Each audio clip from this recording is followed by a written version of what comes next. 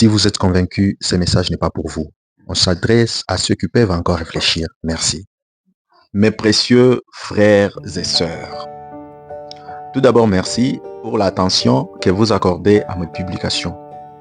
Merci pour vos messages, vos appels, vos inquiétudes. Ça me touche beaucoup, vraiment. Ça montre que vous me considérez, vous m'aimez. Même si certains d'entre vous pensent que je m'éloigne de Dieu, je sors de sa grâce, je vais vers la perdition. Je comprends vos craintes, mais laissez-moi clarifier les choses une fois de plus.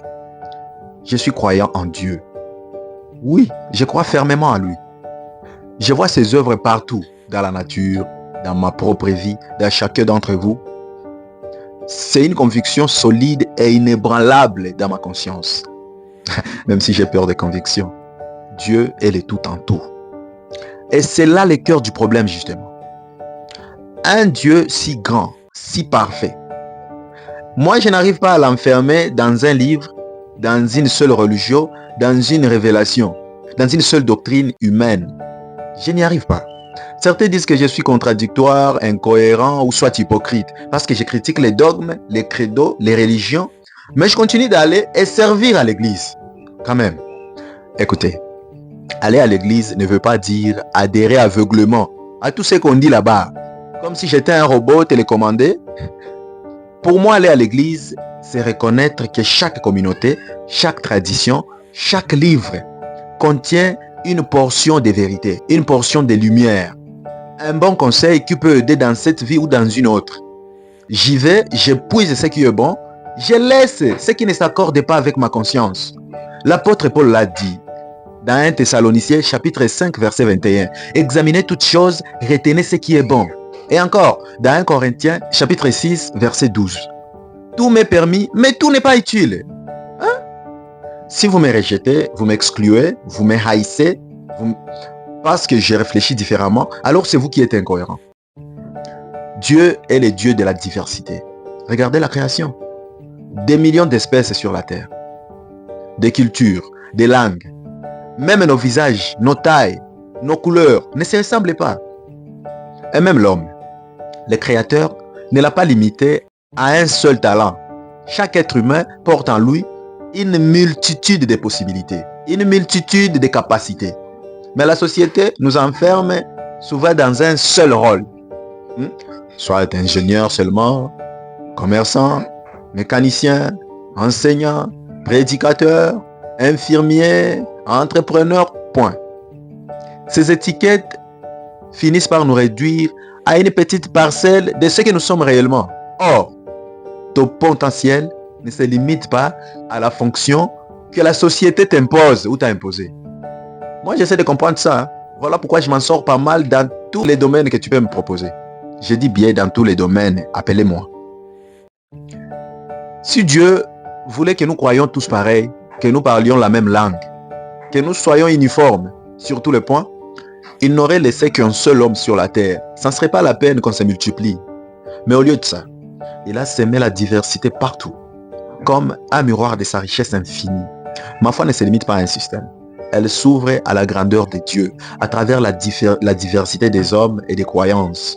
Je ne suis pas hypocrite. Je refuse seulement d'être prisonnier des dogmes ou des credos.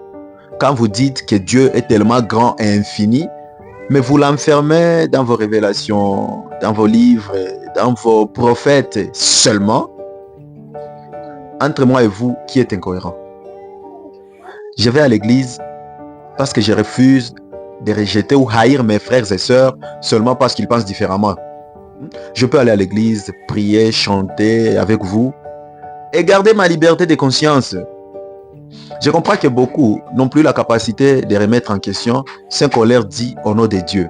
Parce qu'ils ont été programmés dès l'enfance à donner de l'exclusivité à tout ce qui vient au nom de Dieu. Proverbe 22 verset 6 a déjà classé cette affaire. Instruis l'enfant selon la voie qu'il doit suivre, et même quand il sera vieux, il ne s'en détournera pas. Pourtant, Jésus-Christ a combattu jusqu'à sa mort cette façon de croire. Mais aujourd'hui, c'est en son nom qu'on les fait. Mais quel sacrilège! C'est incroyable! Je ne cherche pas l'uniformité, vouloir que tout le monde pense pareil. Je cherche l'unité, marcher ensemble dans nos différences. C'est le secret pour la victoire. Beaucoup confondent Dieu avec leurs croyances, leurs convictions, leur religion, leurs livres, leurs prophètes et tout ce qu'ils pensent. Excuse-moi, mais c'est vraiment absurde. Réduire l'immense créateur de l'univers à nos petites croyances limitantes. Hein?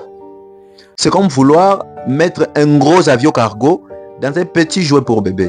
Soit mettre une goutte d'eau dans une petite bouteille et crier « Je suis le seul à posséder tous les océans dans ma bouteille ».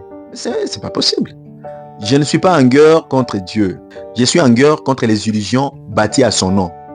Je parle, je questionne, je dénonce, pas pour avoir raison, pas pour détruire la foi, pas pour vous éloigner de Dieu, mais pour vous aider à les voir plus grands que vos croyances limitantes. Et je ne cherche pas à convaincre, car je sais comment sont les convaincus. Je sais de quoi un homme convaincu est capable. Je veux simplement que vous soyez en mesure de remettre en question, d'examiner même ce que je vous dis, car c'est à ça que sert votre conscience. Un filtre pour tout. Dieu est trop grand pour le mettre dans nos poches. Je pense même que Dieu ne nous appartient pas. C'est nous qui lui appartenons, nous tous. Comme l'enseignant n'appartient pas à un seul élève, mais c'est toute la classe qui lui appartient. La nature ne vous enseigne-t-elle pas? Voilà mes très chers, c'est un peu ça. Ne soyez plus choqués, n'interprétez pas, ne sortez pas mes propos de ces contextes pour me taxer d'incohérent, de blasphémateur, de mots, de tout ce que vous voulez. Non, s'il vous plaît. Merci.